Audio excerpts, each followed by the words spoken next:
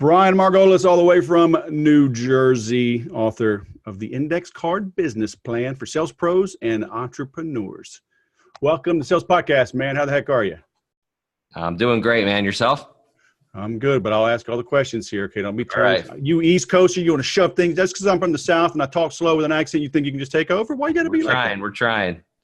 All right, man. So how to use the pillar system to simplify your strategy and magnify your results. Look, man, don't you know anything? It's all about complexity now. I got to have more funnels and pipelines and CRMs and more funnels and tripwires going to $1 upsell, downsell, cross-sell, affiliates, referrals. And you're going to put this on a business card? What? Why should I have you on my show, man? Did I make a mistake? You might have made a mistake, man. If your goal is to do a lot and to cross a lot of things off your to-do list, then I'm the wrong guy. If your job is, if you just want to earn a ton of money and produce a lot, then you're probably talking to the right guy. So that's a bold statement. You mean being busy and frantic and tired isn't like the key to success? I thought I was supposed to hustle my face off, man. Come on. Grind. That's right. Hustle, grind. What the heck, Badge of honor if you work from morning till night and all that kind of stuff. It's funny. Once you're on this side of the fence, though, it's hard to look back and do it any other way.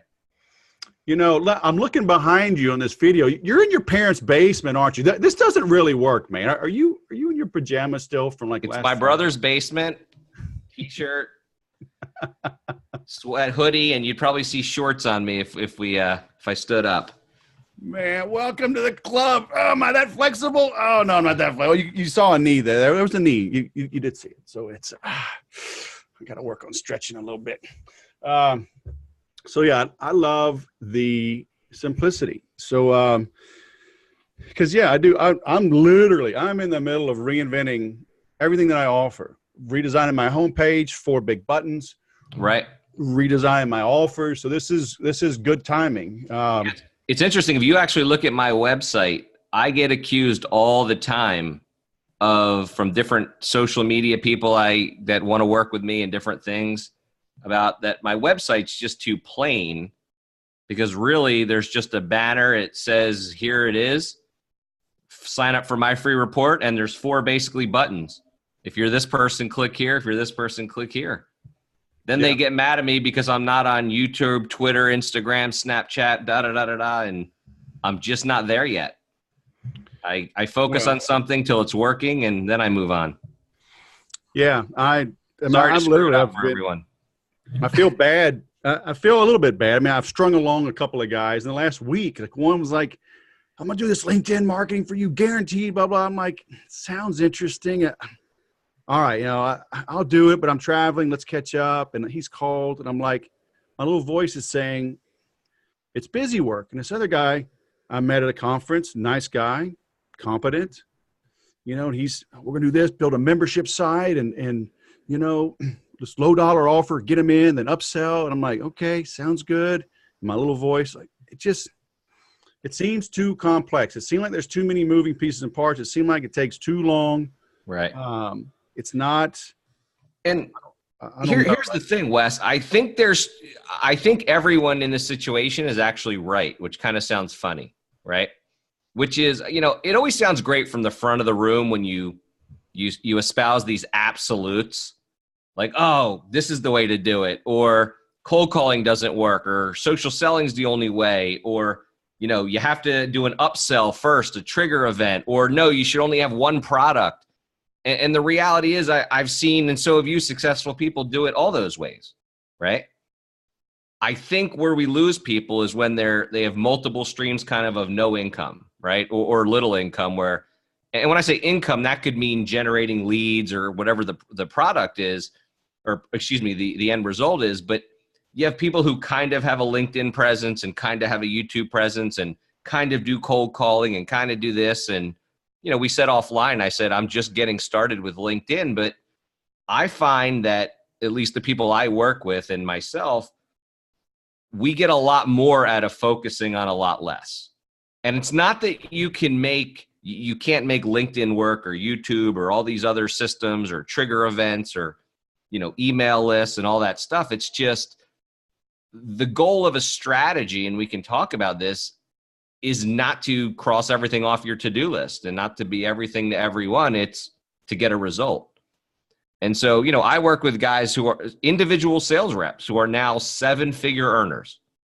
I mean, that's no joke when you get a W-2 and you're a 7-figure earner. And their business plan, their strategy fits on an index card. They basically have 5 things they need to do every week. And as long as they do those 5 things, everything else takes care of itself. And so that's, I was patient 0. I figured it out for myself, and now I help other people. Oh, believe me, I wasn't born this way. I'm a normal human being. I was a mess. I used to work morning till night and all that stuff. So, well, and I've always said, you got to be a product of the product, So I did the same thing. I was patient 0, the stuff I'm doing. And I love what you're talking about, because you hear people say, what are your priorities? I got my index card up for you. Oh, there you go. Yeah. And I just started taking this little journal, and I don't even know where I got the idea.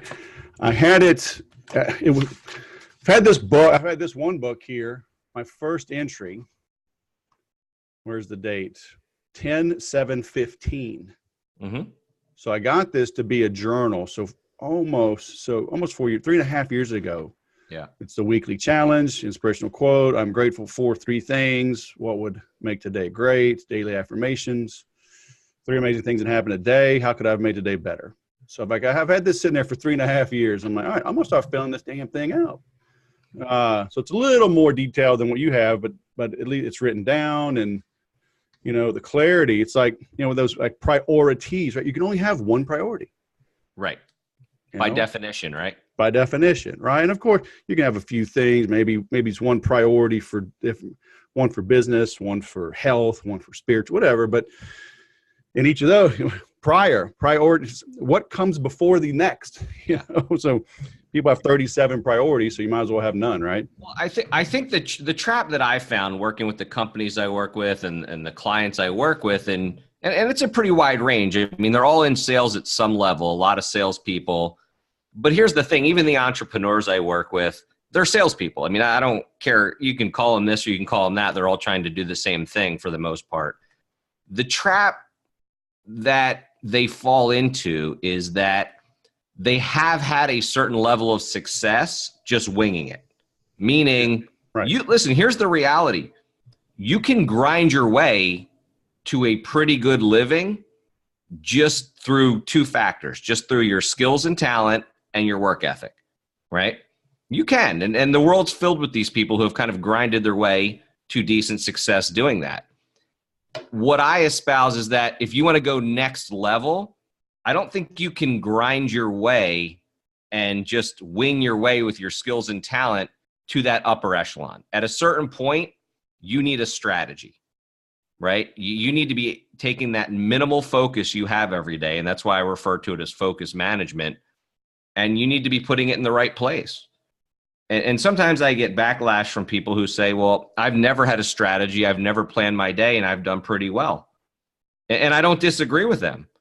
But if you want to go next level, if you want to be a 7-figure earner, if you want to, have a company that produces a ridiculous amount of income, or you've got to be strategic. You've got to simplify things and you have to focus. And so, that's who I attract, is those people who want to pull that third lever. Do people push back and say, why should I pay you to do something so simple? Well, here's the thing. I don't do anything simple. The result is simple.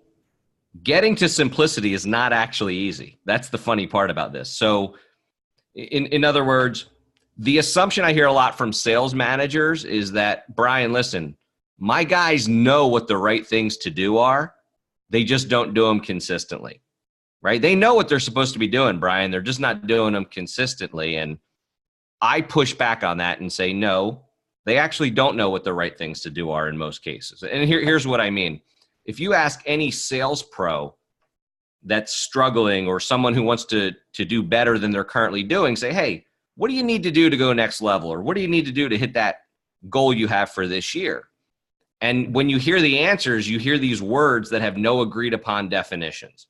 You hear things like, I just need to focus more on getting in front of the right people. Okay, that's great. How do you know when you're done focusing more on getting in front of the right people every week? Right? It's I need to optimize for, I need to double down on. And so what we do with the system that's in the book, this pillar system, is we reverse engineer those statements, which, by the way, aren't actually things to do. They're just goals, right? Getting in front of more of the right people is a goal. It's not a thing to do. And so we reverse engineer down to the action that you actually control and that you can measure. And so the end result looks very simple. It's 5 or 6 things on an index card. But to get to that simplicity, not so easy. And so that's what the process that I try to help people with is, how do you get to those 5 or 6 things that you need to focus on every week? Yeah, I've always told sales managers, you manage activity and pay on results. But they don't know what activities to manage them on because they haven't had this, right? They just hustled. What'd you say? Put up here, skills and talents and work ethic. So they became number 1 and then they got promoted. Right. And now they're screaming and yelling at their people. When I had your territory, I doubled sales 87 years in a row. That's why I'm the boss. Like, okay, how'd you do that? Well, I hustled and grinded, right. And, Well, I love this saying, just because you're a bird doesn't mean you're an ornithologist, right? And the reality is that a New Jersey thing, man? Hold on. I used to be a research scientist in a past life, so be careful. Sorry about the big words, but an ornithologist is someone who studies birds. Golly, now Google okay, I'll do it later. You do it later. Just trust me on this one. But no, but the reality is you can be a great salesperson and have had success, but not necessarily know how you did it or help others do it. It's a different skill set being a manager and being a salesperson. And so what I talk to managers about is, look, when you don't know what they're doing week to week, I know they're pushing back how they have their secret system and, don't worry about it. And that's not for me. And I'm different and all that kind of stuff. The reality is when the only data points you have are meeting counts and results now I'm talking about as a manager, there's a big blind spot in there, and so it's hard to manage to that kind of blind spot. And so when a sales rep develops their pillars or their week to week strategy that I talk about, it helps management too, because you can actually manage to those activities, right? Not just metrics, make 50 calls and things like that. And I'll give you a great example. Listen, your blogs, I was telling you earlier, I started diving into your book. There's no shortage of great sales training out there, right? There's a lot of great sales training, a lot of great sales trainers. Any skill you want to learn, let's be honest, you can learn at this point. I mean, it's out there. Here's the key, though, to getting better. It's not spending time getting better. It's choosing the right skill to learn. Meaning, if you're going to focus a certain amount of hours every week to getting better at something, well, before you even take your first step, you better figure out, if I get better at this, the return on investment is that, right? So, for example, if you're the kind of guy or salesperson, if you're an 8 out of 10 in a meeting, right? You're great at, at building the relationships, at getting the sale, at closing the sale, you can do all the in-meeting stuff and you're an 8, but you're having trouble putting enough qualified prospects into the pipeline to turn into meetings. Well, it's not going to hurt you to get better at in-meeting stuff, right? It's not going to hurt you to get better at closing the sale. It's not going to hurt you to get better at, but let's be honest, the return on investment going from an 8 to a 9 is not as significant as the return on investment going from a 3 to a 6 in terms of filling your pipeline, right? Right.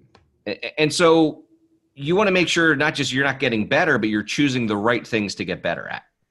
And I think, again, we talk about priorities and simplifying. Look, grab me a salesperson and I bet you there's one skill that if they focused on getting better at that currently, that one skill would have a much bigger impact than just jumping from blog to blog, from training to training, and just getting better overall. And so again, this is part of really simplifying and prioritizing. You mean me spending 18 hours last week learning how to crop my picture and put my logo on my LinkedIn profile? That wasn't a good skill. I shouldn't have spent that much time on that. Well, you probably just got done reading someone's blog on how your LinkedIn profile is, right?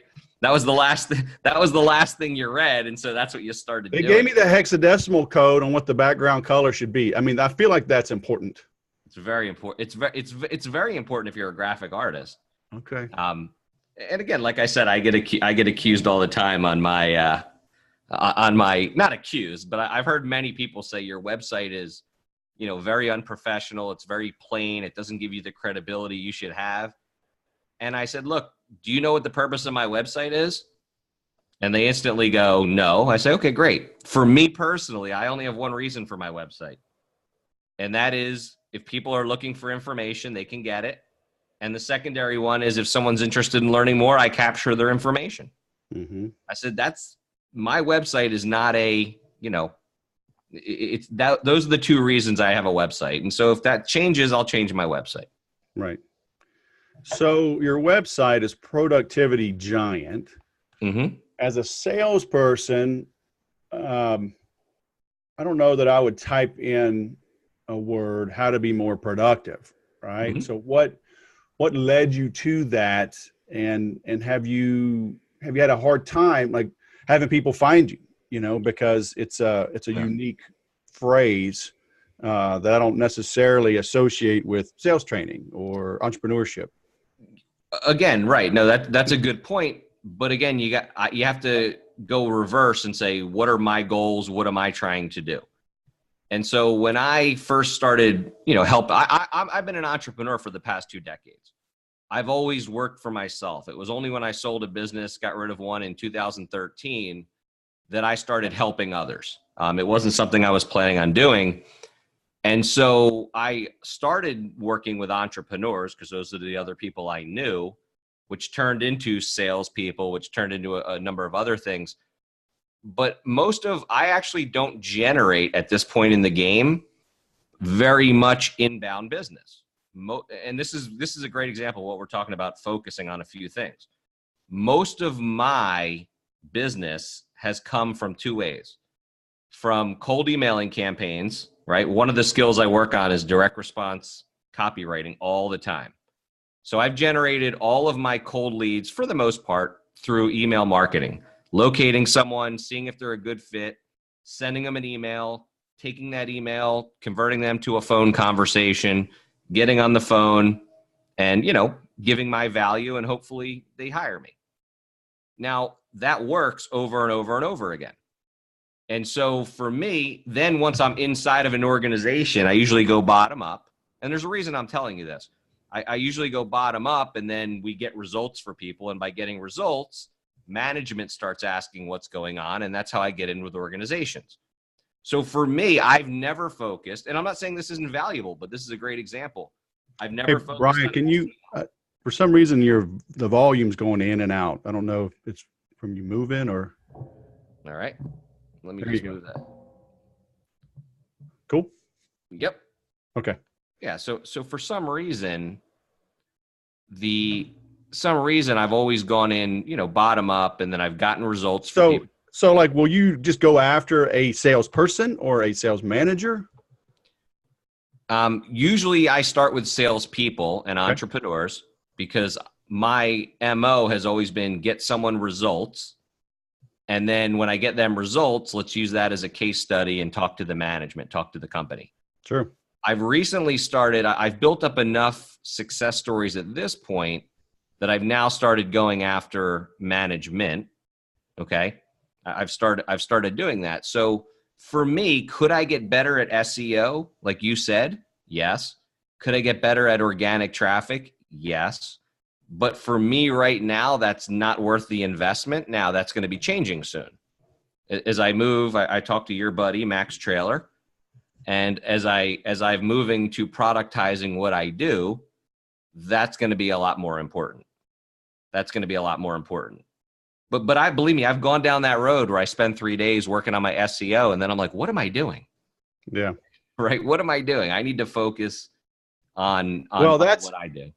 Yeah. And I'm in various groups, try to answer questions for people and help. And I just see it all the time. There's this one guy this weekend. I mean, I felt so bad. He's like, hey, I've started this business, and, he's asking about like websites and funnels, and people are giving all this advice and so much advice. Right. And all I could do, but I was tired just reading the thing.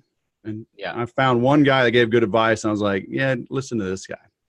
Yeah. They're so busy, and SEO is great. And I created a lot of inbound. I mean, I grew my business. Right. But you probably did that intentionally. Yeah. But I truly started my business by cold calling in 2007 and inviting people to a workshop in person. Before I had a website, before I had a merchant account, before I could take credit cards, people would mail me a check, or they would bring cash or a check to the event. Right. Then I built a website. Then I learned SEO, but I was calling in the meantime. I was prospecting while I was building this other stuff. And it's like people, they think there's this magic pill. If I get a Wix website and a nice logo with a good color palette and a $1 offer, people are just going to flood me, and I'll be buying a Rolls Royce by the end of the year. I'm like, no, you're going to be applying for another job in 3 months. I'm a big fan of what Perry Marshall says, which is you rarely have a traffic problem. You usually have a conversion problem. I tell people that all the time. Okay. And so I work backwards, and maybe this is the former scientist in me, but I always have been about just getting people on the phone. And again, my stuff is higher ticket, right? But I've always been, I think, lifetime value of a customer, because I know when I get a client, I feel pretty confident I'm going to get them results, which gets me in referrals. It gets me in with the companies. And a lot of the companies at this point have actually bought my content off me. So they've licensed the content from me, which is a high ticket item. So here I have something that works. And so I'm very focused on that. Now, one thing I'm doing with my pillars, and I think this is important with my personal index card, is while I'm keeping food on the table, doing what I do, getting results for people, getting in with companies, licensing them my content, I have a pillar every week where I focus a few hours on building my product. So eventually I'm going to have a do-it-yourself course, and that's going to free up some of my time. But I'm uber focused on these 5 or 6 things that I do every week. And as long as I do them, as long as I hit my pillars and all my clients feel the same way, everything else takes care of itself.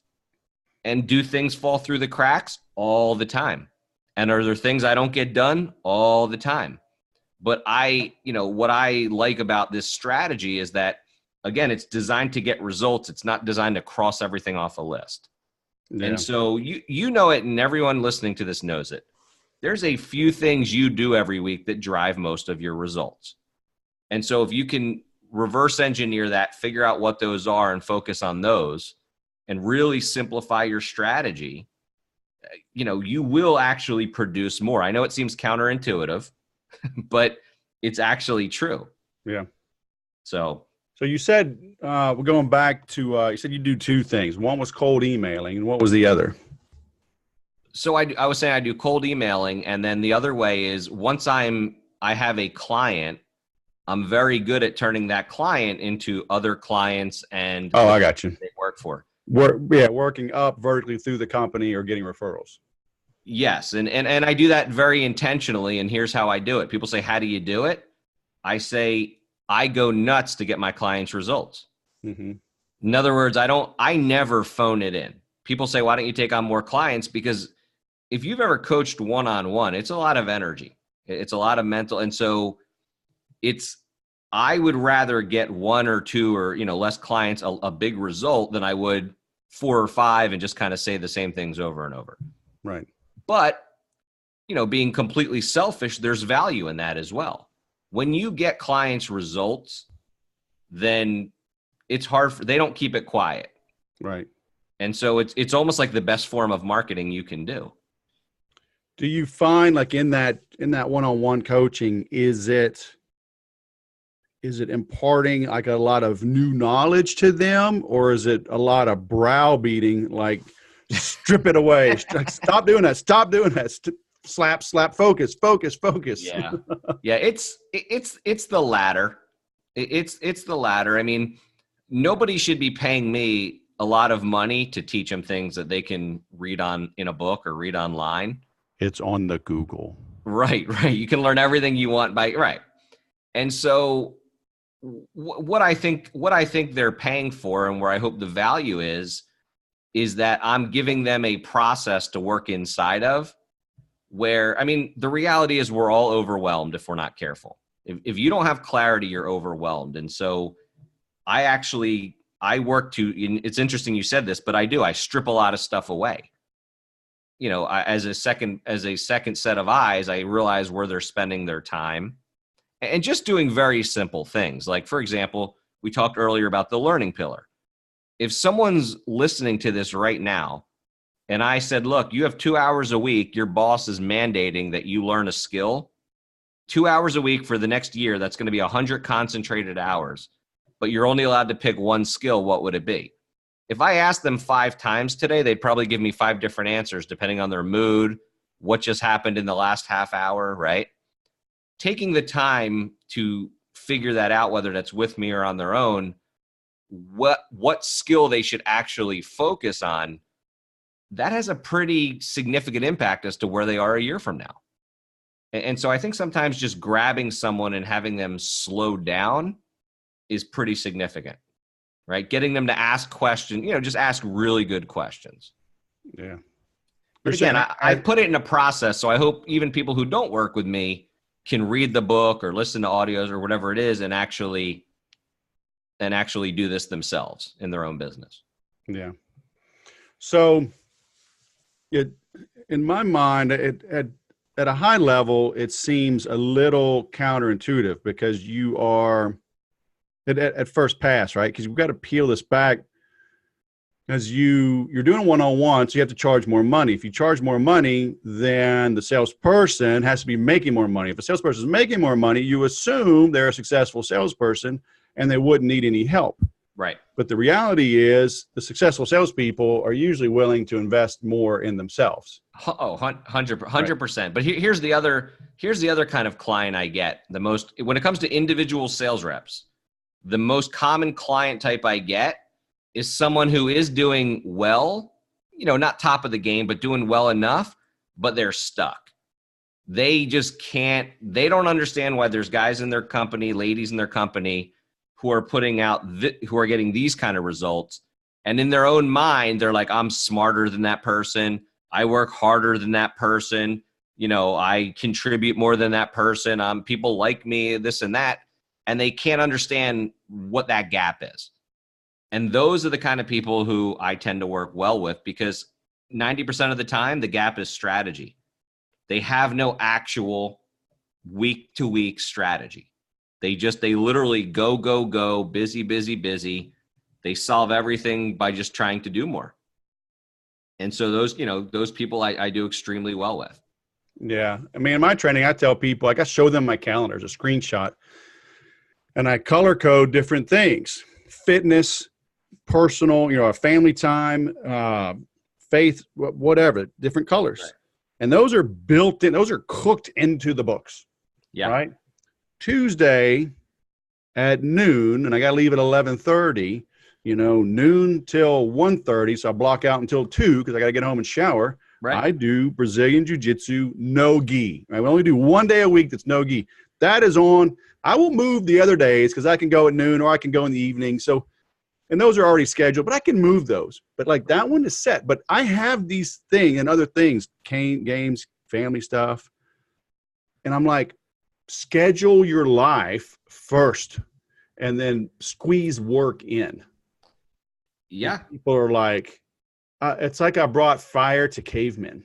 They're like, I can do that. And I tell them, I say, look, you may have to look at your calendar 4 weeks, 6, 8, 10 weeks out to start to find some opening, because they're letting things just fill their time like repetitively. I'm like, once you start to squeeze that in, like I take 2.5 hours in the middle of the day to go train. And it blows their mind. I'm like, well, I can do it too. Yeah, it's very common on my end to have that conversation. And here's the reality. I wasn't always like this. Like I said, I'm patient zero.